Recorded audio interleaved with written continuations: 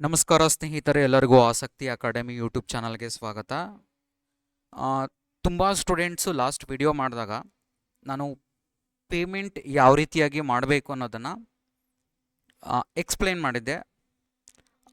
ಆಗ still so many students comment ಬಾಕ್ಸಲ್ಲಿ comment ಮಾಡಿದರು, ಸರ್ ಚಾಯ್ಸ್ ಟು ಸೆಲೆಕ್ಟ್ ಮಾಡಿಕೊಂಡ್ರೆ ನಾವು ಎಷ್ಟು ಫೀಸ್ ಪೇ ಮಾಡಬೇಕು ಅಥವಾ ಫೀಸ್ ಪೇ ಮಾಡಬೇಕಾ ಬೇಡವಾ ಅನ್ನೋದನ್ನು ತುಂಬ ಸ್ಟೂಡೆಂಟ್ಸು ಕಾಮೆಂಟ್ ಮಾಡಿದರು. ಜೊತೆಗೆ ನಾನು ಒಂದು ₹10 ಪೇಮೆಂಟನ್ನು ಮಾಡಿದ್ದೆ. ಅದ್ರ ಬಗ್ಗೆ ತುಂಬ ಸ್ಟೂಡೆಂಟ್ಸು ಕ್ವಶನ್ ಕೇಳ್ತಿದ್ರು, ಸರ್ ನನಗೆ ₹10 ಪೇಮೆಂಟ್ ಬರ್ತಾ ಇಲ್ಲ ಅಂತ. ಸೊ ಅದ್ರ ಬಗ್ಗೆ ಕ್ಲಾರಿಟಿ ಕೊಡೋದಕ್ಕೆ ನಾನು ಈ ವಿಡಿಯೋ ಮಾಡಿದ್ದೀನಿ. ಮೊದಲನೇದಾಗಿ ಓನ್ಲಿ ಚಾಯ್ಸ್ 1ಗೆ ಮಾತ್ರ ನೀವು ಪೇಮೆಂಟ್ ಮಾಡಬೇಕು. ಚಾಯ್ಸ್ 1 ಪೇಮೆಂಟ್ ಯಾವಾಗ ಅಂತಂದರೆ ನಿಮಗೆ ಏನು ಕಾಲೇಜ್ ಅಲಾಟ್ ಆಗಿರುತ್ತೆ, ಓಕೆ ನನಗೆ ಅದು ಸಂತೋಷ, ಅದೇ ಕಾಲೇಜ್ಗೆ ಜಾಯ್ನ್ ಆಗ್ತೀನಿ ಅನ್ನೋಂಥವ್ರು ಚಾಯ್ಸ್ 1ಅನ್ನು ಸೆಲೆಕ್ಟ್ ಮಾಡಿಕೊಂಡು ಪೇಮೆಂಟನ್ನು ಮಾಡ್ತೀರಾ.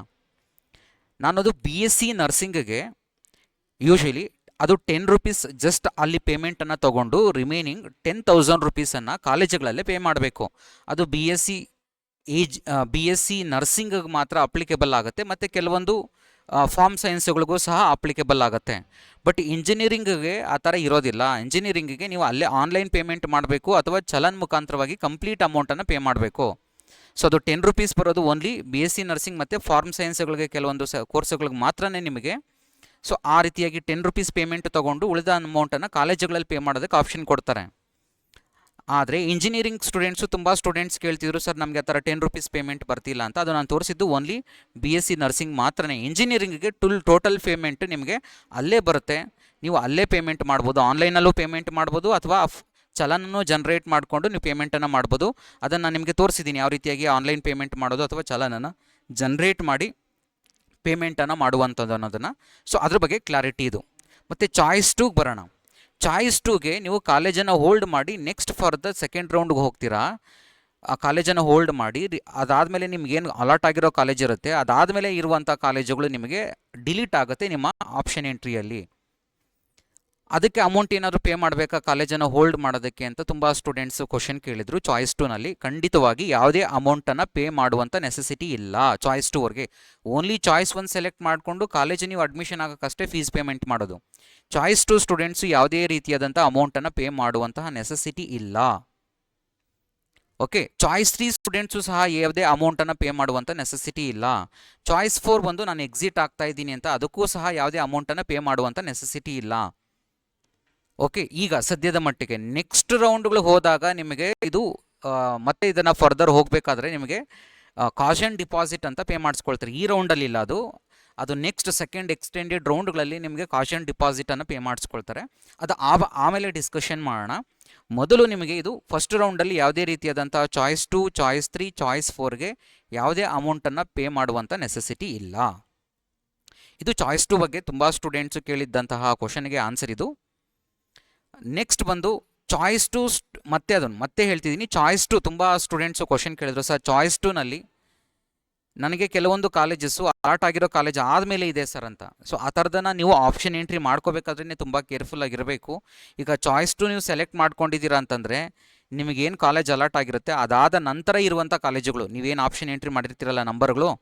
ಈಗ ಫಾರ್ ಎಕ್ಸಾಂಪಲ್ ನಿಮಗೆ ಒಂದು ಕಾಲೇಜ್ ನಂಬರ್ 35 ಅಲಾಟ್ ಆಗಿರುತ್ತೆ, ನೀವೊಂದು 100 ಆಪ್ಷನ್ ಎಂಟ್ರಿ ಮಾಡಿರ್ತೀರಾ.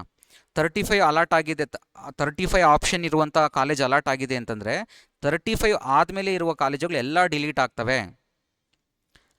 ಉಳಿದಂಥ 35 ಕಾಲೇಜ್ ನಿಮಗೆ 35ನೇದು ಏನು ಅಲಾಟ್ ಆಗಿರುತ್ತೆ ಅದರಲ್ಲಿ ಬೇಕಾದ್ರೆ ನೀವು ರೀಶಫಲನ್ನು ಮಾಡ್ಕೋಬೋದು. ಕೆಳಗಡೆ ಮೇಲೆ ನೀವು ಫಸ್ಟ್ ಪ್ರಿಯಾರಿಟಿಯನ್ನು ಕೊಟ್ಟಿರ್ತೀರ, ಅದು ಬೇಕಾದ್ರೆ ನೀವು ಸೆಕೆಂಡ್ ಪ್ರಿಯಾರಿಟಿ ಮಾಡ್ಕೋಬೋದು, 10th ಪ್ರಿಯಾರಿಟಿನ ಫಸ್ಟ್ ಪ್ರಿಯಾರಿಟಿ ಮಾಡ್ಕೋಬೋದು. ಅದು ನಿಮ್ಮ ಪ್ರಿಯಾರಿಟಿ ಬೇಸಿಸ್ ಮೇಲೆ ಡಿಪೆಂಡ್ ಆಗಿರುತ್ತೆ.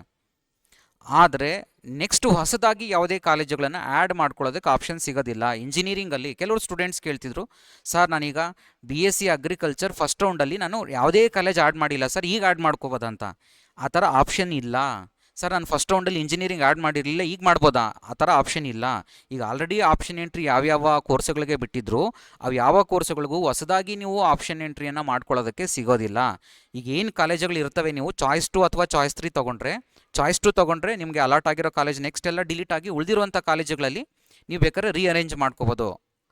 ಚಾಯ್ಸ್ 3 ತೊಗೊಂಡ್ರೆ ಕಾಲೇಜ್ ಏನು ಅಲಾಟ್ ಆಗಿರುತ್ತೆ ಅದು ಡಿಲೀಟ್ ಆಗಿಬಿಡುತ್ತೆ, ಉಳಿದಂತೆ ಎಲ್ಲ ಕಾಲೇಜುಗಳು ಇರ್ತವೆ ಅವುಗಳು ಬೇಕಾದ್ರೆ ರೀಅರೇಂಜ್ ಮಾಡ್ಕೋಬೋದು. ಬಟ್ ಹೊಸದಾಗಿ ನಿಮಗೆ ಯಾವುದೇ ಆ್ಯಡ್ ಮಾಡ್ಕೊಳ್ಳೋದಕ್ಕೆ ಆಪ್ಷನ್ ಕೊಡಲ್ಲ. ಹೊಸದಾಗಿ ಕೊಡೋದು ಯಾವುದು ಅಂತಂದರೆ, ಈಗ ಬಿ ಫಾರ್ಮಾ ಏನು ಕೊಟ್ಟಿಲ್ಲ ಇನ್ನೂ ಆಪ್ಷನ್ ಎಂಟ್ರಿ, ಅದನ್ನು ಬೇಕಾದ್ರೆ ನೀವು ಆ್ಯಡ್ ಮಾಡ್ಕೋಬೋದು. ಹಾಗೆ ಮೆಡಿಕಲ್ ಬೇಕಾದ್ರೆ ನೀವು ಆ್ಯಡ್ ಮಾಡ್ಕೋಬೋದು ಅವ್ರ ಆಪ್ಷನ್ ಎಂಟ್ರಿ ಬಿಟ್ಟಾಗ. ಅಷ್ಟು ಬಿಟ್ಟರೆ ನಿಮಗೆ ಬೇರೆ ಆಲ್ರೆಡಿ ಆಪ್ಷನ್ ಎಂಟ್ರಿ ಬಿಟ್ಟಿರೋ ಕೋರ್ಸ್ಗಳಿಗೆ ನೀವು ಹೊಸದಾಗಿ ಆ್ಯಡ್ ಮಾಡ್ಕೊಳ್ಳೋಕೆ ಆಪ್ಷನ್ ಸಿಗಲ್ಲ. ಅದಕ್ಕೆ ನಾನು ಪ್ರತಿ ಸರಿ ಹೇಳ್ತಾನೆ ಇದ್ದೆ, ಆಪ್ಷನ್ ಎಂಟ್ರಿ ಮಾಡಬೇಕಾದ್ರೆ ನಿಮಗೆ ಎಷ್ಟು ಮ್ಯಾಕ್ಸಿಮಮ್ ಕಾಲೇಜುಗಳು ಬೇಕೋ ಈಗಲೇ ಆ್ಯಡ್ ಮಾಡ್ಕೋಬೇಡಿ, ಸೆಕೆಂಡ್ ರೌಂಡ್ಗೆ ಸಿಗೋದಿಲ್ಲ ಆ್ಯಡ್ ಮಾಡ್ಕೊಳ್ಳೋದಕ್ಕೆ ಅಂತ. ಸೊ ಯಾರು ಆ್ಯಡ್ ಮಾಡ್ಕೊಂಡಿರ್ತೀರೋ ಸೊ ಅವರಿಗೆ ನಿಮ್ಗೆ ಆಪ್ಷನ್ ಎಂಟ್ರಿನಲ್ಲಿ ಕಾಲೇಜುಗಳು ಇರ್ತವೆ, ಇಲ್ಲ ಅಂತಂದರೆ ಇಲ್ಲ. ಸೊ ಇದು ಕ್ಲಾರಿಫಿಕೇಷನ್ ನೀವು ಕೇಳಿದಂತಹ ಕ್ವಶನ್ಗಳಿಗೆ. ಸ್ಟಿಲ್ ನಿಮ್ಗೆ ಇನ್ನೂ ಏನಾದ್ರು ಡೌಟ್ಸ್ ಇದ್ದರೆ ಕಮೆಂಟ್ ಬಾಕ್ಸಲ್ಲಿ ಕಮೆಂಟ್ ಮಾಡಿ, ಖಂಡಿತವಾಗಿ ನಾನು ನಿಮಗೆ ಆನ್ಸರ್ ಮಾಡ್ತೀನಿ. Thank you all.